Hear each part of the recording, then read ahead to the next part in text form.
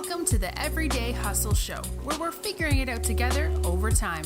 On the show, we'll be giving you the tools you need to take your career and life to the next level. So get ready for interviews and topics that will give you a competitive edge against the shuffle we call life. Sure, we might get into some heavy topics, but we also like to laugh and have a fun time too. Are you ready for the show? Here's your hosts, Jesse, Andrew, and Christian.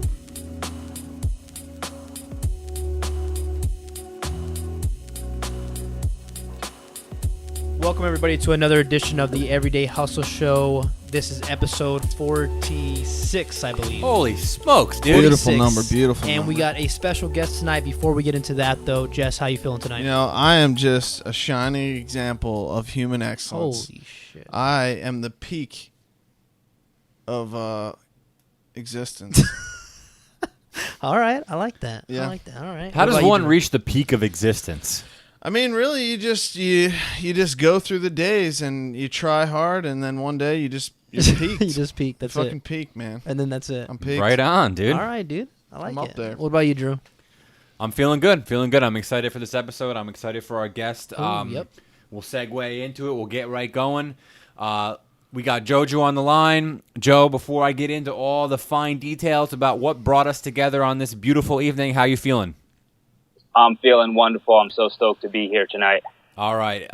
Yeah, man. I Or met be you on the line tonight. Yeah. You know, it's funny. I met you a while back, right? And I was like, yo, you got to come on the podcast. And you're like, yo, yeah, no, next week. And you kept fucking me, right? And then now I got you on the podcast, and you're Now on we the other got side you. of the country, dude. You're trapped. That's how it works, man. All right. So, Joju has built and sold a company for 6 figures before he turned 30 years old. This international man of mystery has traveled all the way from Nepal, traveled all the way to Nepal, working for a nonprofit NGO to rebuild broken communities. I mean, come on. He lived in a tent, literally in a tent? In a tent. Literally, like, no BS, literally lived in a tent on the side of a mountain for 2 months during that time. That's beautiful. Really interesting. He's built a successful clientele base in the South Florida real estate industry, and he can also rebuild any motor, piston, cranks, top end, bottom end. He could rebuild the whole thing, okay? All right, so with that, we give you Joju Frankel all the way from Denver, Colorado. Hello, everybody. Just to correct you, I know it's your show, so I don't want to be the one to correct you, but I'm in Breckenridge, Colorado, in the Rocky Mountains. You Southern son California. of a bitch, Drew. Bro, Breckenridge is so much better than Denver. Yo, listen, I went there for the first time. It was either 1 or 2 years ago with a few of my buddies, and it was like the coolest trip. Like, literally, it was one of the coolest like trips that I've I've been taken to Colorado. since It's I nice. moved to Florida. Nice up there. So, okay, so let's just dive right in, man. How, I met you in Florida. Now you're out in Breckenridge. How did you end up out there? Well, let me just say something really quick, because I really appreciate all the kind things that you just said about me. And it's a good reminder, because I feel like it's human nature to get down on ourselves and doubt ourselves. And, having you say all that kind of refreshes in my mind what I'm capable of, what I have done, and what I need to continue to do in my life. But so thank It's you. you versus you out here, right? It is me versus me, but it's also very important to surround yourself with positive people like yourself, so we could boost one another and keep each other moving, because this world isn't always positive and our minds aren't always positive. So it's very important who you surround yourself with. But speaking of that, I'm out here right now living a dream. I spent all day snowboarding. And sorry guys in Florida. But but what brought me out here was I had a dream to live a season out in Colorado, and I have many, many dreams. This is just one. And there's absolutely nothing that'll get in my way of accomplishing the dreams that I want and seeing them happen. And that's what brought me out here. I had a dream, I had a goal, and I took the necessary steps to make it happen. Despite Fire. all fear. Beautiful. Fire. Yep. Despite all fear that I may have had, you just continue to walk through because fear will keep us from our dreams constantly. That's Man. fire right there. That's awesome. So Joe, this company that Drew was talking about in the intro, I actually before I ask you to get into what this company was and how you build it, I have a feeling that I might know what the company was called because I actually have a jet ski No. that you used to own, and I've always wondered. There's a sticker on the side of it that says Joe's Pools.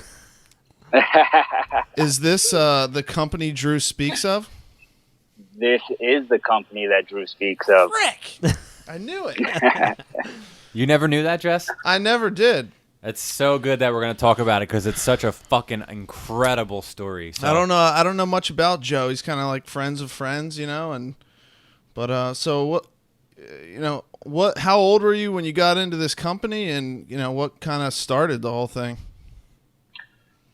Okay, and also I'm an open book, so I hope you get to know me a little bit more after this and moving forward in our friendship. 100%. But I'm no different than anybody else. I mean, in many ways, I'm just your average Joe. I didn't have. I like that. I'm dying, dude. I see what you did there, Joe. It's good to laugh. No, I don't have any special traits. I wasn't gifted in school. I don't have an above average IQ. And I don't see myself better than anybody. And the story goes is, I was going through college. I was in pre-med. I was kind of struggling at FAU, and I was working a part-time job at a pool cleaning company just to support myself. And, I just kind of said to myself, I could do this. Like, I could do this. I'm capable of doing this. I don't know if it was some type of divine intervention that gave me that confidence, but I just had that moment, and I just started taking the necessary steps. I knew nothing about starting a business, but I started reaching out to people, talking to my boss at the time, and just putting all the step work in place to start my own company. And for those that know me, I look very young. So at 20 years old, I probably look 16 years old. So you can just imagine me knocking on people's doors and saying, hey, let me in your swimming pool. Yeah. And the irony is it went quite well. I sold myself on these customers and told them, just give me a chance. I'll do the best possible job I can. The worst case scenario, you find a new pool guy. Yeah. And, I kind of maintained that model throughout my career, and I had a really high retention rate throughout the 10 years in business, or close to 10 years in business. I almost had a 95% retention rate. Like, I lost almost no clients. And a lot of it is just by living a life based on spiritual principles and being honest with my customers. Mm. That's awesome. How you got to a point where you had employees and stuff like that? Stuff like that. Well, I mean, yeah. It's obviously started out probably like a solo gig, and then as it kind of grew, you had a couple people working for you? Exactly. It started out as a solo gig, and in a very short time, the word spread. Mm. And I would say by the second year, I had over 100 accounts that I was maintaining weekly. That's awesome. And, I had trucks on the road, employees. And, I'm not this salesman that could sell you ice in Alaska. I'm not one of those type of people, and if you put me in a sales setting, I'm never going to be the top salesman. But that's not what I'm going for in life. Having my own business, I learned the value of just being honest, having retention with clients, because it's a lot easier to maintain a client than it is to replace a client. Right. And, yeah. So you said a little earlier that, you have a lot of goals in your life, or dreams rather. So I'm guessing, you had some other dream, and got to a point where you wanted to pursue some other kind of opportunity, or how'd you kind of exit out of that company? Well, I mean, first of all, I built the company with an intention to have an exit strategy because after a few years, I knew this isn't what I wanted to do for my entire life. So, I built a solid business with clean books, clean records, and when it was time to sell, it was a clean and easy sale to make because I had all the paperwork kind of showing what my business makes, all the accounting and everything. But, what inspired the transition more so than anything was we're humans. We're constantly growing and changing. And I don't want to fight that innate thing inside me that wants to explore and wants to try different things and wants to get into different businesses. And I see a lot of people, and I sometimes feel bad for them. They're almost stuck in what they're doing because they're afraid of just letting go and trying something completely new and starting over. Yeah, that's very interesting. And is that what essentially caused that move to go from selling or wanting to sell and then going to Nepal, or how did that process take place? I mean, that was part of the catalyst. I think that was growing deeper and deeper inside of me, this desire to transition into something else in my life. Because for many years, and I don't like to say this, but it just is the truth, I was living a very selfish, self-centered life where I was the center and everything revolved around that. And, just through spiritual growth, I wanted to start living a selfless life and giving back to the community, to the world, and just seeing what else was out there. And although financially I've made a fraction in the last 3 years than I've had in 1 year of owning my business, it's been a much more fruitful life. And how did that process take place, though? Did you know somebody that was a part of that organization, or how did that whole thing kind of come about? It's just like anything else in life. You start talking, right. You start putting feelers out there, you start putting what you want out into the universe, and it comes smacking you in the face.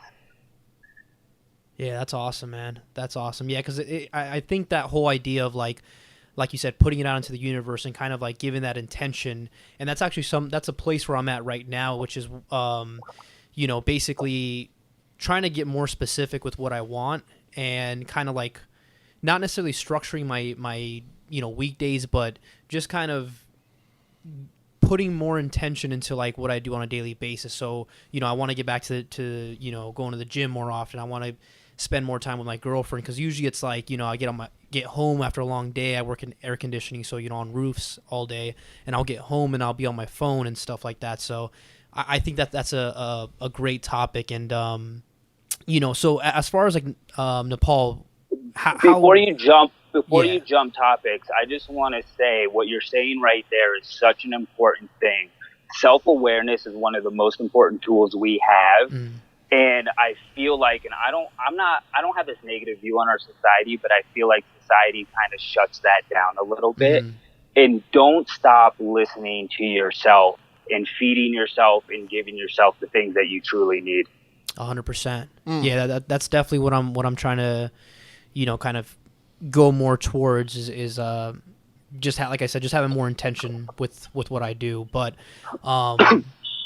yeah, so I think that's a very interesting thing, because I'm kind of also, at some point, not necessarily wanting, I don't think I'd be able to move. I have my girlfriend here, so I don't think I'd be able to do that, but just to get involved in a nonprofit. And so what exactly is a nonprofit in Nepal? What exactly do you do on a daily basis?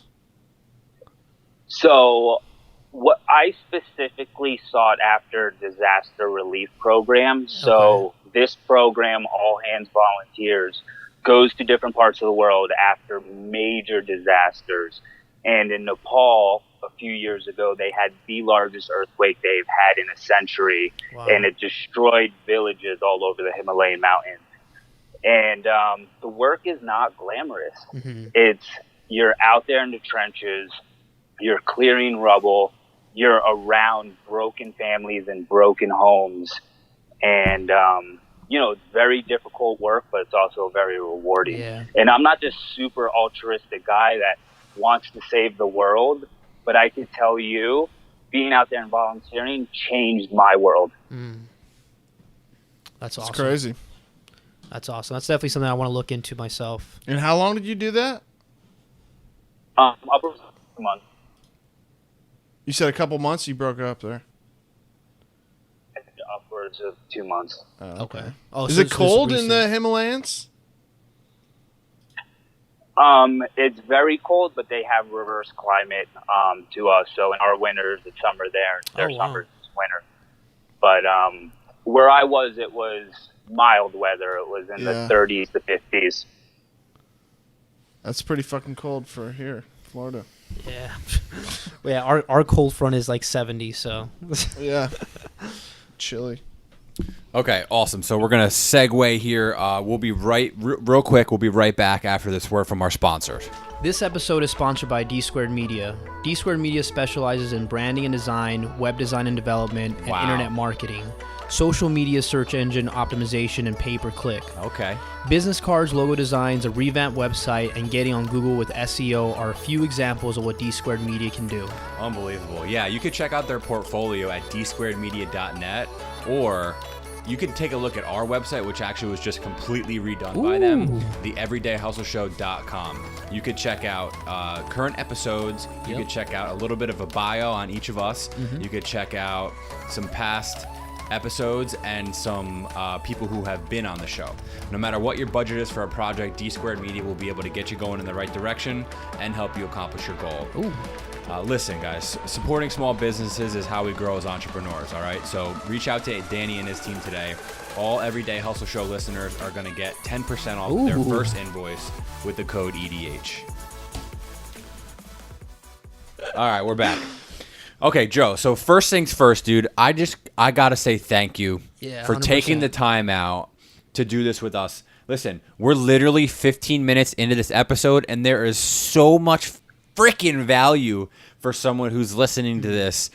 And that's really, we've kind of taken a different path with the podcast here. And like, I'm trying to do shorter episodes, 20 to 30 minutes. And I just want to get right to the point. I want to provide people with value. I want them to be able to take away something from the conversation that they can apply into their life and just elevate themselves. And we're like, a little more than halfway through, and the content is just incredible. So I just want to say thank you. 100%. I appreciate it. Thank you. So we met, right? I was in a transitional phase in my life, working a part-time job at the jet ski shop. Shout out to Brian, Thrust Innovations. Yo. He played a major part in both of our lives in the past few, for me, this year, the past few years. So I would assume that timeline of your life, or what we're talking about in this specific sense, you came back from volunteering and shortly thereafter got linked up with Brian, right? Correct. Okay.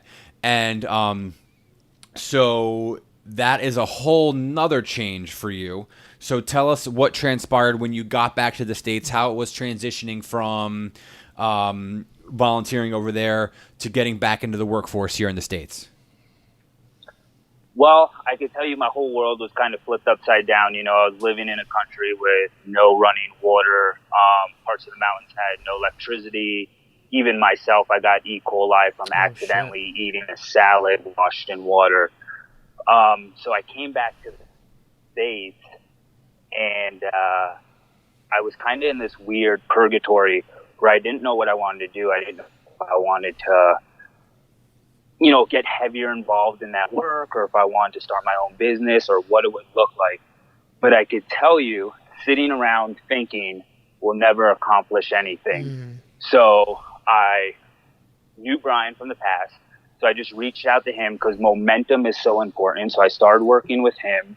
I got my real estate license. Not that I had this strong desire to do real estate, but like I said, momentum is just the most important thing. So I just kept on moving forward and doing different things. And I'm still in that state of movement and trying to figure things out. But that's kind of what it looked like when I got back from Nepal. I just kept on putting one foot in front of the other. What sparked your interest in the real estate? I just thought it would be, we watch things like the TV shows where, you see this family and they're buying a new home and they're going through the negotiations and then they buy the house and they're so happy and everyone's happy. So I got kind of sold on that. Okay. All right. Fulfilling people's dreams because, home ownership is a big thing in society and it's a big accomplishment that a lot of people want. So I just thought being able to facilitate that would be a great service to do. Yeah, no, I agree. I mean, but when Jennifer and I bought our home, it was definitely a big, momentous, occasion and a giant check box off the task of life shit, I guess you could say, For sure. Life shit. General, regular old life shit. Life shit. I mean, because you got to be working at a job this long, you got to have this income, you got to have that, the mortgage, it's a really grueling and it's a hard process, to say the least. Yeah, I don't want to call them trappings because we're staying positive here, all right? We're going to focus on positivity.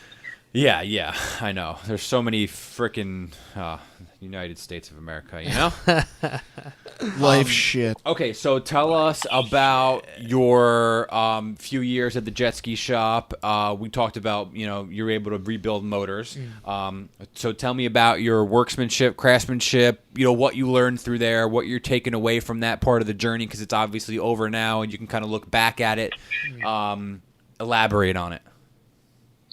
All right. Well, first of all, when I talked to Brian about getting the job, I made it clear that I want to help him build his business. I have a lot of assets from my personal business ownership, so I don't want to just be able to build a jet ski. I want to be able to help you with sales. I want to be able to help you with accounting, QuickBooks, whatever it may look like, from bringing in money to mopping the floor. I'm down because I want to help you expand, grow your business. I want to be your most important tool and resource when you come to work. And so that's kind of what I did. I was able to learn from him so much and jump all across that company. If it was taking sales calls, if it was doing purchase orders, if it was dealing with vendors, or if it was working with my hands, which I truly love doing, and custom building a ski for a customer. And everything that you had mentioned as far as, when you started the process of being the number one asset, do you feel like you truly accomplished that? I'm going to tell you I gave it 110%, and I hope I accomplished it. Okay. I can't speak for Brian, but I really hope that that's what I brought to the table there. Okay. And I know you guys probably, left on awesome terms, and you kind of made the transition to go out to Denver from there, right? Just so people can kind of get the grand scheme of things on the, the big picture from the outsiders. So it was, you left that business and then you're on the other side of the country now. And I'm on the other side of the country, and I have 2 real estate deals that are in the process of closing right now that I'm still working on from remotely, basically, to do everything I can to help those deals close. But yeah, that's exactly what it looked like. I still have my real estate license, and when I do come back to Florida, I will be continuing my real estate career. Which is when? That's a question I think everyone asks me every single day, and I don't live my life like that, man. Dude, free spirit, man. No when. Totally respect it, bro. But when the fucking snow melts, you got to come back and hit the surf, my brother. Then that'll be the plan. I'm surprised. I'm surprised you didn't go surf season's just starting here. Yeah, I'm surprised you didn't go in the summertime when there's no waves. Yeah, but then there's no snow over there. He's trying to shred the pow, dude. Fresh powder. Touche, motherfucker. So tell me exactly, and we're gonna get ready timing. to wrap. Okay, we can get ready to wrap. I was gonna say timing could have always been better, but I'm just making shit happen over here. Yeah, right on. So tell me exactly what you're doing for work out there right now. You said you've been snowboarding all day. You're working at the resort, but what exactly are you doing? Okay, so I took a part-time job mostly for the perks. You get a free season ski pass, you get 50% off all your gear, and a lot of other perks around town. But what I'm specifically doing is selling big ski season packages upwards of $1,000. Okay, and you just went online one day, applied, and you had an interview, and you got the job. Yeah, it took about 15 minutes. Joe, I like the way you freaking do business, brother.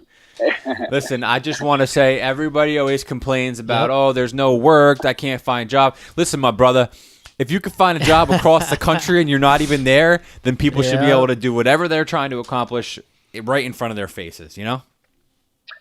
The only wedge is the person, unfortunately. Yeah. Yep. Yo, Man, Joe. You versus you. Joe, riddle me this. Who's holding? All right, Who's holding your friggin' super freak right now? It's in my home in Singer Island, but I'm a very generous guy, and if you guys want it, I will happily arrange for Andrew to pick it up so you guys could use it. Wow. I've rode that ski, and it is a certified beaut. All right, so let's get ready to wrap this up here, man. I want to thank you again for taking the time out of your night. I know you're busy. I want to thank you. And I just want you to give – you have a lot of experience. You've been to a lot of places. You've seen a lot. Your energy is amazing. Yep. We connected off the bat real easily, and I feel like you were just able to connect with the guys here, Christian and Jesse. Give the listener something to connect with. Leave them something to think about. Give them some nugget from your life that they can take and just kind of think about and sit on, something that can help them maybe keep that momentum that you've been talking about. Man, I feel like that's a lot of pressure you just dropped on me. He's fucking pressuring the shit out of you. I think I'll just say what I try to tell myself every day. And it's, this is my life, okay? I want to paint a picture or write a book or tell a story that I want to read. I don't want to live a life that's not even worth reading. Fire, Dude, my freaking mind is blown right now. Yo. So much, man. So much good stuff. All right, that's going to wrap up the 46th episode. Joe, thank you so much. Everybody who's out there listening, thank you for staying along on this process, on this journey. We're coming up on the 1-year anniversary. Yep. We got some big things in the works. We're going to be bringing on some old guests. We're going to be bringing on some new guests. We're changing the format. We're changing the intro. We're keeping it hot. We're doing it out Keeping here. that momentum going. Joe, again, I want to thank you so much. And all the listeners out there, remember... hit us up on iTunes, leave us a rating, a couple stars, whatever you're feeling like. If you see us on Instagram or Facebook, drop us a comment, tell us you appreciate us, or just tell us to keep on trucking, whatever you want to do. Awesome, man. I really appreciate you guys having me, and I hope to be invited back sometime. All right, Definitely. right. Cheers, my brother. All right, everyone. Thanks for listening. We'll see you next week.